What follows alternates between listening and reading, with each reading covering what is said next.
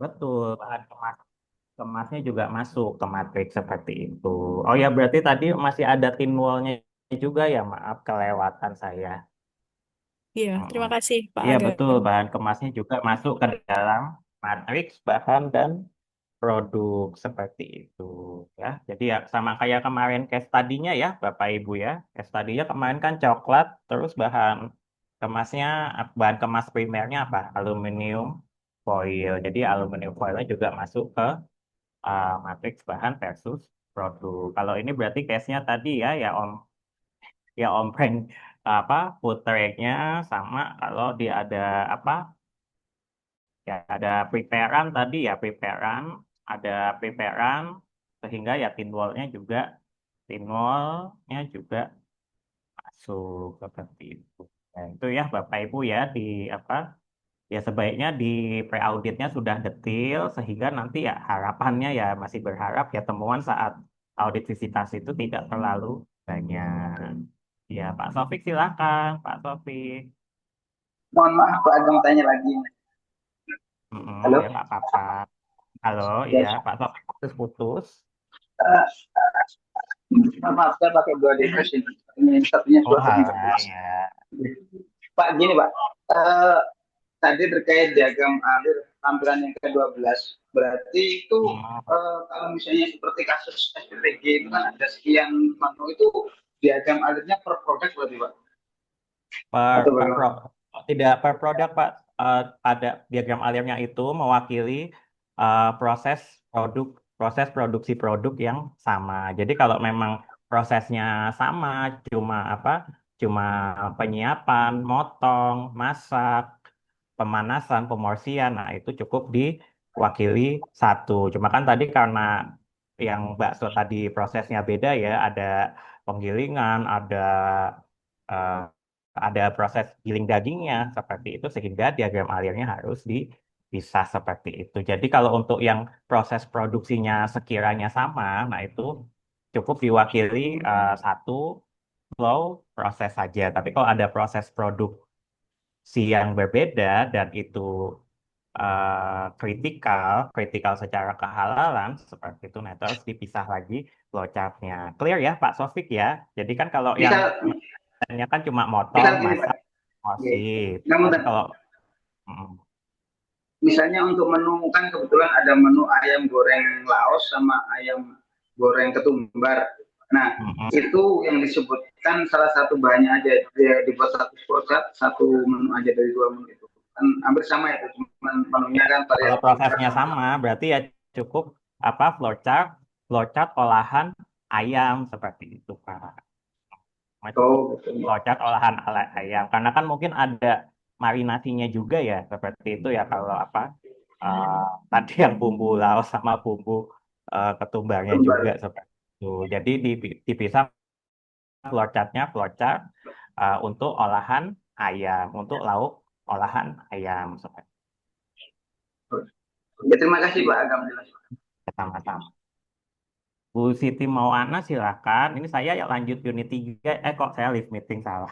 Ini saya lanjut unit 3 ya Bapak Ibu ya sebentar. Bu Siti Mauana ya sambil jalan silakan Bu. Iya Pak, mau tanya kalau yang di manual SJPH itu yang dicek untuk sesuai atau ketidaksesuaian itu hanya tim SK-nya itu kebetulan di kasus ini itu karena tidak adanya apa divisi lainnya masuk di tim manajemen halal atau adakah yang lain? Kemudian untuk Iya. matriks bahan versus produknya itu berarti tidak mesti bentuknya dalam tabel versus yang Mm-mm. di checklist-checklist gitu, Ya. berarti tidak harus itu ya. Iya, oke, iya. Yang jawab yang kedua dulu ya, Bu Siti Mauana ya, iya betul. Jadi kadang case di lapangan gitu, ada penyelia yang udah enaknya kayak udah betah gitu ya sama manual lama, jadi ya bikin matriksnya dia tabel, checklist begitu. Tapi kalau yang penyelia yang udah ngikutin yang sekarang, udah inputnya dari si halalnya langsung, jadi matriksnya tadi apa tabel apa nama menunya sebelah kiri di tabel sisanya langsung nyebutin langsung bahan-bahannya apa-apa aja seperti itu. Tapi dua-duanya betul ya, Bu Siti Maulana ya, jangan yang udah bikin matriks ya checklist-checklist tapi nggak kita layanin seperti itu ya. Jadi dua-duanya betul ya matriksnya selama memang apa matriksnya itu make sense seperti itu. Ayam bikin ayam goreng, minyaknya masuk, ayamnya masuk seperti itu. Ya, lalu yang pertama, yang pertanyaan pertama tadi itu untuk manual SJPH apakah cuma itunya aja, SK tim halalnya aja? Tentu tidak ya, berarti kita cek manual SJPH-nya tadi dari apa? Dari masing-masing kalimat klausulnya seperti itu, kalimat klausulnya apa?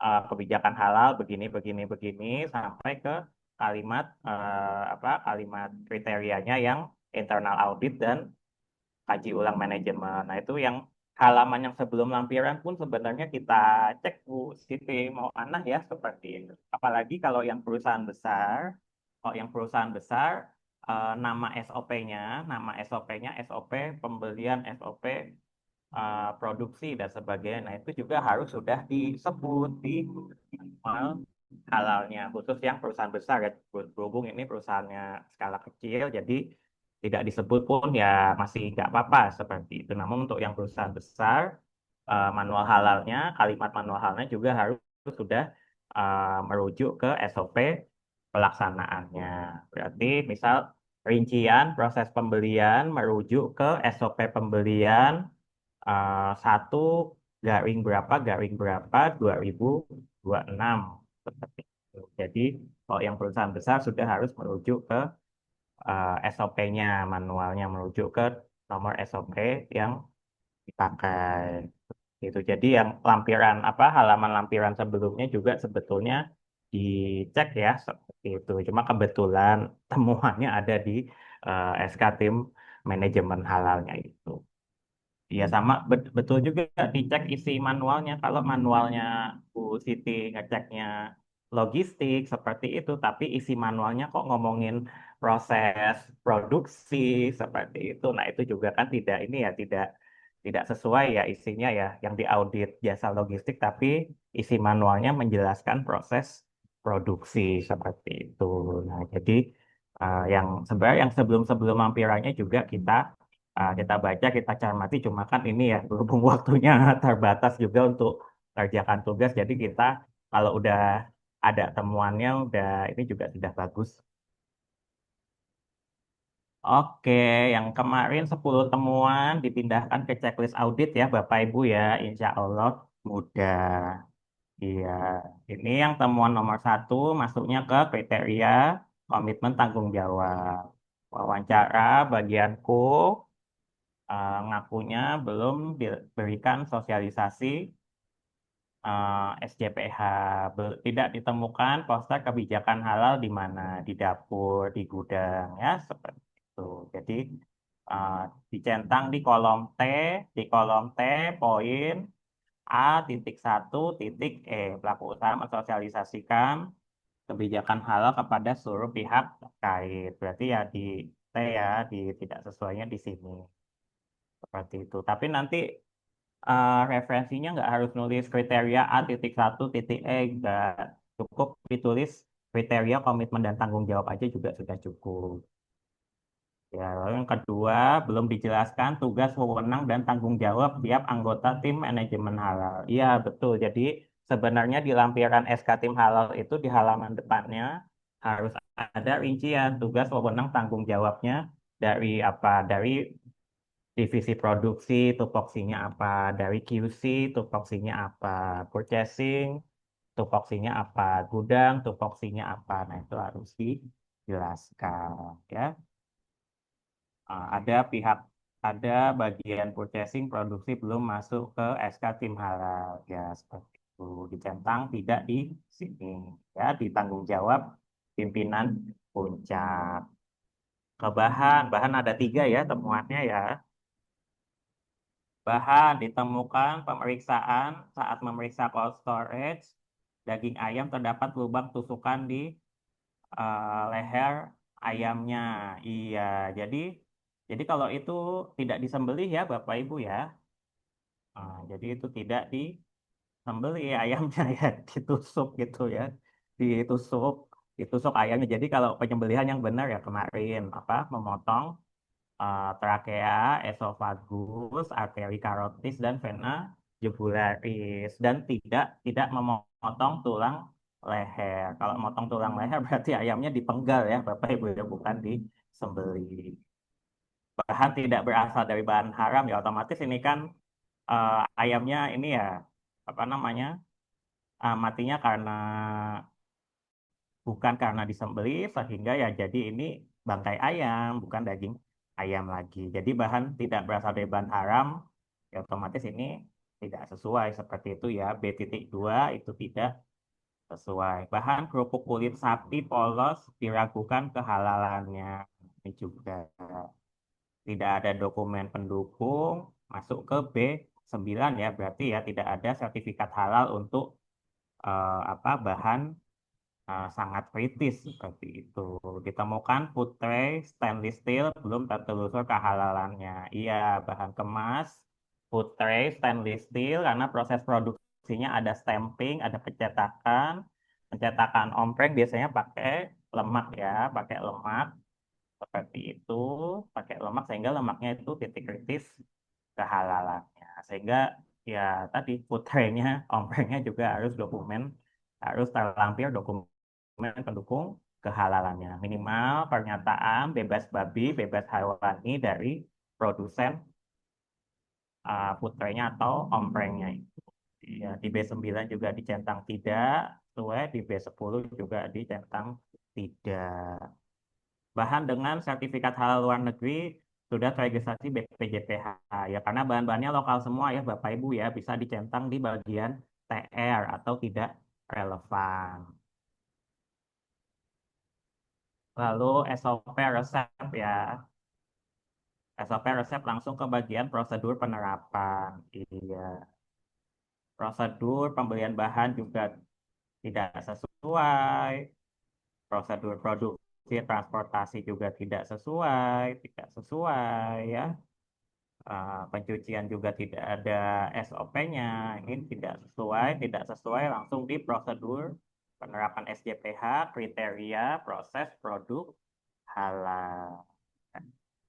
Ya sama yang terkait ketertelusuran berarti tidak sesuainya di dua kriteria ya Bapak Ibu ya di proses produk di kriteria prosedur penerapan SJPH juga sama di kriteria produk juga tidak memenuhi yang ketertelusuran, belum adanya SOP ketertelusuran kehalalan dan bukti implementasinya. Ya, identifikasi mampu telusur. Nah, ini dicentang di ya, ya T ini juga tidak sesuai, tidak sesuai. Terakhir apa terakhir ya? Oh ya, nggak ada itu ya berita acara audit internalnya ya. Tidak ada belum ditemukan berita acara audit internal, daftar hadir audit internal di kriteria 5.4 sama ini kaji ulang manajemen hanya mencakup sistem mutu saja. Jadi ya sama ya, kaji ulang manajemen kalau sudah menerapkan sistem ya harus terintegrasi. Jadi kaji ulangnya membahas sistem mutu juga dan membahas sistem halal pun juga seperti itu. Jadi kalau perusahaan yang udah bagus tuh ya SOP, prosedur-prosedur itu sudah integrasi ya Bapak Ibu ya, udah integrasi ISO 9001, ISO 22000 dan halal seperti itu yang versi idealnya ya seperti itu. Cuma ngebahas yang memang sering-sering jadi temukan tidak sama ya mudah ya ini dari checklist audit dipindah ke berita acara. Berita acaranya gimana kuncinya ya yang baru saya buat tadi pagi. Oh nggak pakai kunci saya pakai ini ya pakai punya peserta bimbingan saya tapi saya edit sedikit aja. Ya, izin ya pakai punyanya Mas Akbar lagi ya. Izin, ya ini sama profil perusahaannya diisi. Iya, temuannya apa, buktinya apa, lokasinya di mana ya. Tadi kalau bingung pakai kriteria A titik satu titik E, kriteria B titik 9, B titik 11, B titik 12. Kalau bingung langsung ke kriteria SJPH-nya aja ya Bapak Ibu ya. Jadi biar nggak bingung, tadi temuannya apa, ya lokasi, bukti, kriterianya langsung aja tulis kriteria komitmen tanggung jawab. Tadi yang belum ada tupoksinya, tim halalnya, masuk ke kriteria komitmen dan tanggung jawab. Daging ayamnya tadi ada lubang tusuk, bekas lubang tusukan di lehernya,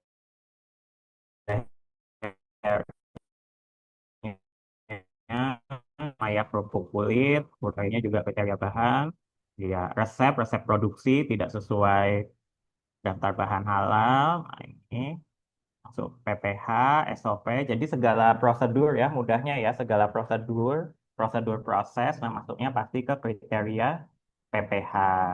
Cuma kalau prosedur ketertelusuran halal, nah itu tidak memenuhinya dua kriteria ya, Bapak Ibu ya, kriteria PPH dan juga kriteria produk. Iya, ini kajian audit internal, kajian manajemen, ya jelas ya kriteria evaluasi dan pemantauan. Iya, kalau audit benerannya tanda tangan ya Bapak Ibu ya. Cuma ini masih tugas kelas nggak apa-apa. Oke, terus ya LK4. Oh ya, Bu Ika Satya bertanya sebentar. Contoh jawaban cara mengisi form yang Pak Agam tampilkan boleh di-share nanti panduan saat mengerjakan auditnya. Oke, sebentar. Unit 4, unit 4 saya ini ya, dikit aja ya Bapak Ibu ya, nyampein yang penting-penting aja. Jadi ya Bapak Ibu tadi dari LPHA sampai LPHE sampai, tadi ada berapa LPH ya lupa saya, mohon maaf. Ya, jadi semua kelompok sudah bagus ya, seperti itu sudah bagus, latihan membuat laporannya jangan lupa diupload, karena nanti fasilitatornya nginput nilainya Bapak Ibu seperti itu. Ya, ini udah betul semua jenis produk, ya penyediaan makanan minuman dengan pengolahan, ya jenis, ya ini ceritanya nggak ketambahan produk ya, semuanya juga. Ya, jadi kisi-kisinya adalah kalau ke Pak Kiai Komisi Fatwa MUI, jadi bahan yang di atas bahan tidak kritis dulu ya Bapak Ibu ya, not pertama itu. Tapi ini karena masih latihan tidak apa-apa. Jadi bahan tidak kritisnya naik ke atas, bahan tidak kritisnya naik ke atas, terus urutannya bahan kritis yang tidak bersertifikat halal, bahan, oh ya urutannya bahan tidak kritis, bahan kritis tidak bersertifikat halal, baru bahan kritis bersertifikat halal. Jadi ini naik ke atas, lalu ke bahan kritis yang emang bersertifikat halal ya. Tapi ini sudah very good seperti itu. Nama bahan sama disesuaikan dengan lampiran web PJPH-nya atau lampiran sertifikat halalnya. Ya, ini betul ya brokoli, bahan nabati, beras. Ya betul ya beras karena sudah digiling ya. Jadi bahan nabati yang diproses secara fisik. Ya, asam Jawa bahan nabati. PDAM meskipun belum ada ESA ditulisnya begini saja. Air murni yang diproses secara fisik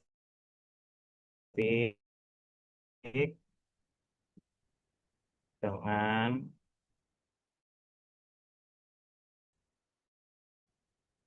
ditambah apa? Ditambah itu ya bahan kimia seperti itu yaitu nanti di ini kan air murni yang diproses secara fisik dengan penambahan bahan atau bahan kimia ya juga bisa ya. Tapi memang beberapa PDAM ada yang udah sertifikasi halal, ada yang belum. Tapi kalau belum ditulisnya seperti itu saja. Ditambah apa? Ditambah senyawa kimia apa gitu ya kalau diolah di PDAM ya ditambah koagulan atau apa nanti dijelaskan.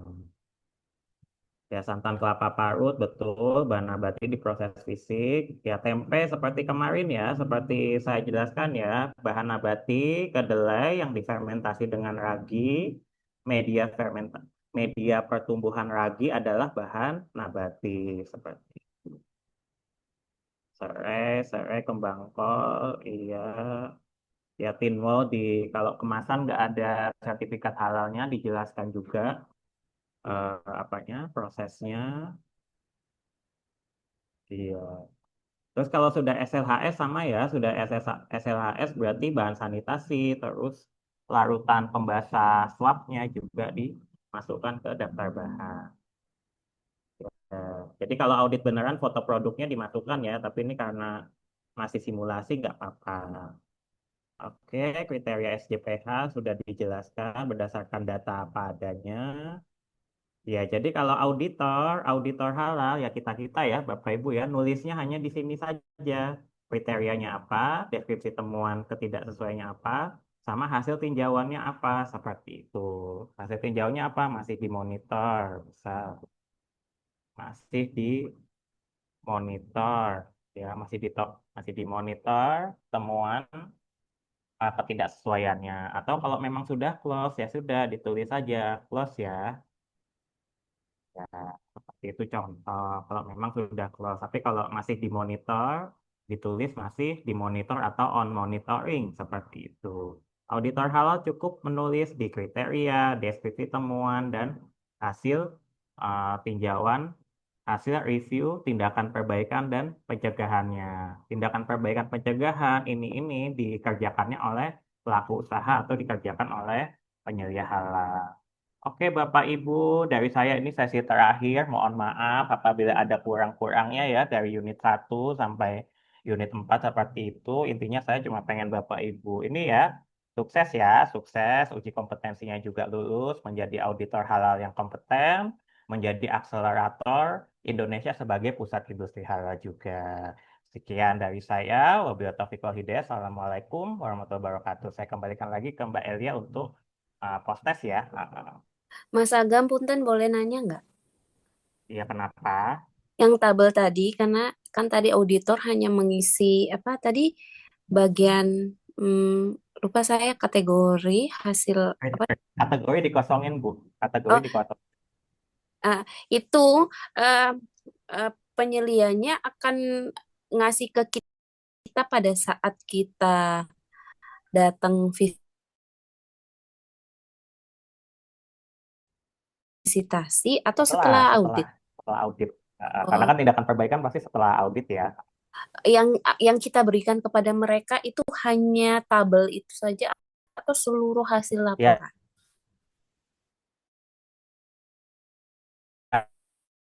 yang sama apa ya, sama form capanya.